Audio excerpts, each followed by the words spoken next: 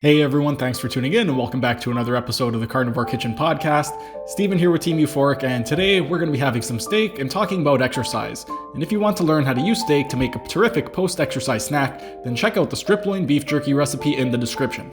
The name of today's episode is First Things First. When it comes to exercise order, there are two important things to consider. The first, and the one that will take priority, is your goal. The second is the neurological demand or the complexity of the exercise.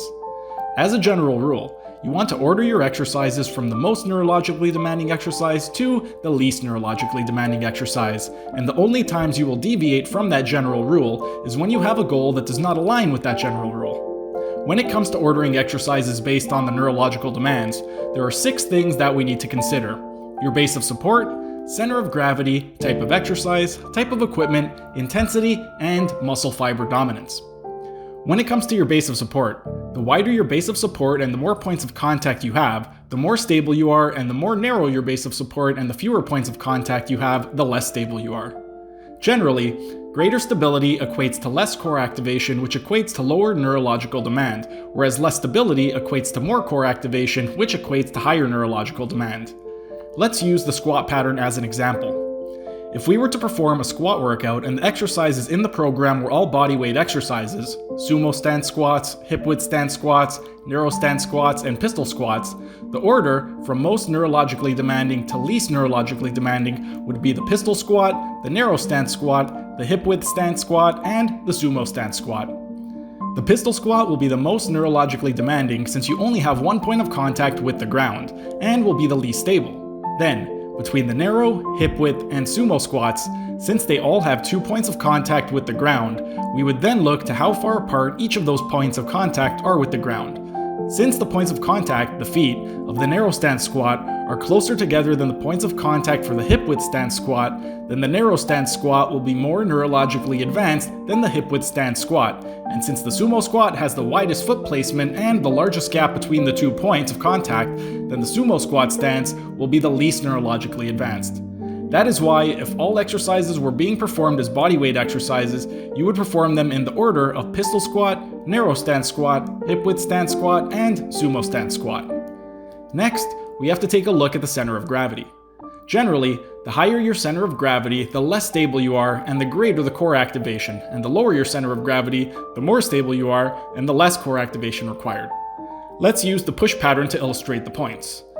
If we were to create a push workout and chose the bench press, seated military press, and standing military press as our exercises, then the order from most neurologically demanding to least neurologically demanding would be the standing military press, the seated military press, and the bench press. The standing military press would be the most neurologically demanding for 2 reasons. You are pressing a weight directly over your head, which means that your center of gravity will be a lot higher, and you're also doing so from a standing position, which means you only have 2 points of contact with the ground.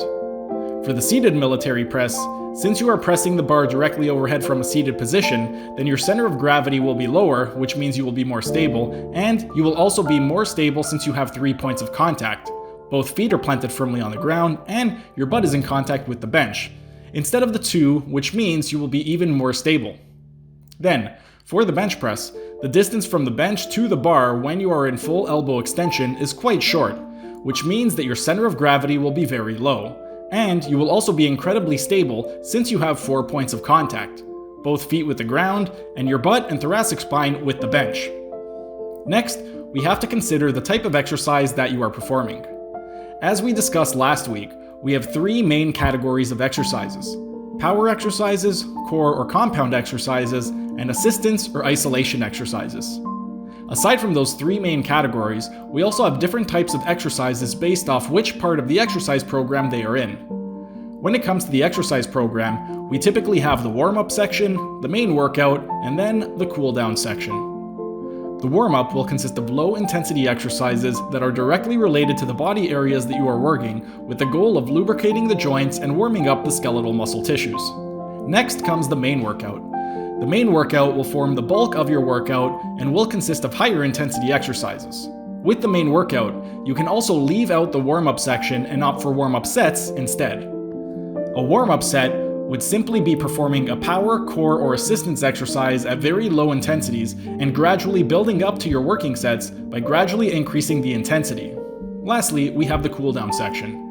The cooldown will revert to low-intensity exercises such as technique training and stretching, and aerobic exercise if fat loss or improving cardiovascular endurance is a priority. As with the warm-up section, the cooldown section can also be omitted depending on the type of training program you are writing and the goal you are trying to accomplish. Whenever I write an exercise program, I will typically structure it as follows and omit whichever sections or exercises are not applicable to the person's goal. It will start with a warm-up section, which will include mobilization exercises, then proprioception exercises, followed by assistance exercises.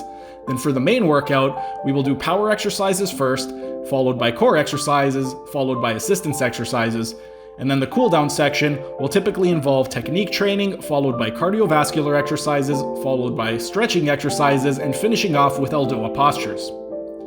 For an average person who is just looking to lose fat, my exercise program for them will be a lot simpler and might look something like this. I might have a warm-up section that just consists of mobilization exercises, then the main portion of the workout might just have core exercises with warm-up sets and not doing an actual warm-up, and then for the cooldown section, perhaps just some stretching exercises.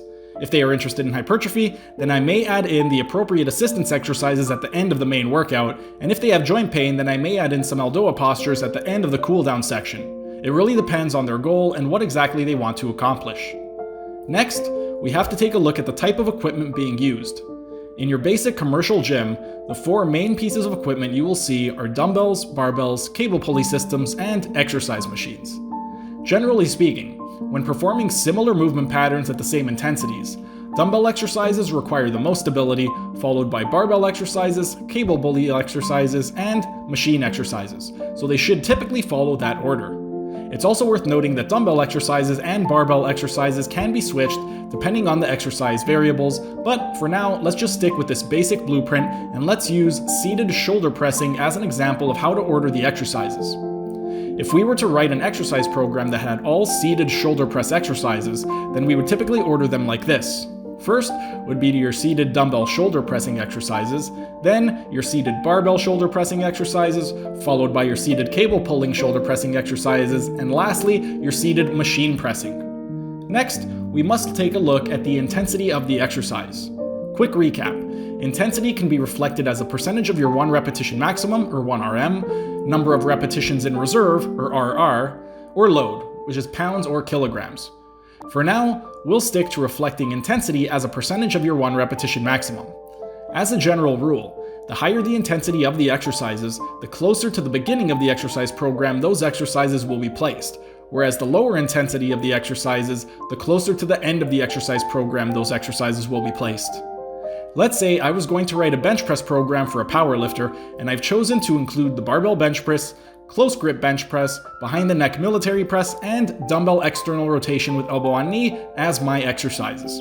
Depending on the intensities, my bench press program might look something like this. First, the barbell bench press, 6 sets of 3 repetitions at 90% intensity. Second exercise can be the close grip bench press, 4 sets at 10 repetitions at 75% intensity. Then we could do the behind the neck military press for 3 sets of 15 repetitions at 65% intensity. And then lastly, finish off with the dumbbell external rotation with the elbow on knee for 2 sets of 20 repetitions at 60% intensity. Finally, we must look at the muscle fiber dominance of the athlete and the muscle being trained. If you recall, the 2 main categories of muscle fibers are phasic or fast twitch muscle fibers and tonic or slow twitch muscle fibers. Your phasic muscles are larger, more superficial, and cross multiple joints, which means they respond better to speed, strength, and power. Your tonic muscles are your postural muscles, and they are smaller, deeper, and only cross single joints, which means they respond better to endurance. Let's take a look at the pectorals, glutes, and calves. The pectoralis major muscle is your largest pectoral muscle and is a phasic muscle, and the pectoralis minor is a much smaller tonic muscle. The gluteus maximus muscle is your largest hip extensor muscle. It is very powerful and considered a phasic muscle, whereas your gluteus medius and gluteus minimus are much smaller tonic muscles that help to stabilize the hip joint. Lastly, your gastrocnemius is your larger and more superficial calf muscle that crosses both the ankle and knee joints and is better suited for speed and power. Your soleus, on the other hand, is smaller, deeper, and only crosses the ankle joint. Both the gastrocnemius and soleus are responsible for plantar flexion at the ankle joint. However, only the gastrocnemius has an action at the knee joint, being knee flexion, since it's the only muscle of the two that crosses the knee joint. Therefore, if we were going to write exercise programs for the pectorals, the glutes, and the calves, then the exercise order may look something like this. For the pectoral program, we might do the bench press first, followed by the forward-leaning chest dips, followed by the standing cable fly, and then do some pec minor isolation exercises to finish it off. For the glute program, we might start off with some Romanian deadlifts, followed by supine hip extensions, then get into side-lying hip abduction to target the gluteus medius, and finish off with a side-lying hip medial rotation to target the gluteus minimus. Then, for the calf program, we might start off with standing calf raises, then progress to seated calf raises, half-kneeling calf raises, and then finish off with some jump rope. Those are just some general guidelines to help you determine proper exercise order, and aside from prioritizing the exercises based off neurological demand, prioritizing them based off of your goal will be even more important and will dictate when you want to break away from those general guidelines. If we were to use the squat pattern as an example, even though a pistol squat is more neurologically advanced than a barbell back squat, if your main goal is strength and you want to increase your barbell back squat, then the barbell back squat should come before the pistol squat in your exercise program. Likewise, if we were to write a push pattern program and include both the bench press and the 3-ball stability ball push-up in your push program, and your primary goal was strength and increasing your bench press, then, even though the 3-ball stability ball push-up requires significantly more neurological demand, you would put the bench press first in your program before the 3-ball stability ball push-up, since your goal of increasing your strength and bench press would supersede prioritizing the neurological demand.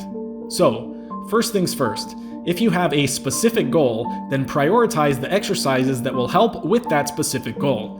But if you're just looking to get in better shape and improve function, then the higher the neurological demand, the higher up you should put those exercises in the program. Thanks for hanging around until the end of the video. If you enjoyed the video, be sure to like the video and comment down in the comment section, as it would really help out with the algorithm. And also share this video so we can help get this information out to as many people as possible. And also subscribe to the channel by clicking on the icon in the bottom right hand corner and hit the notification bell so you don't miss out on any of the videos. For those of you interested in health optimization, you can check out the video in the top right corner where I discuss the 6 foundation principles.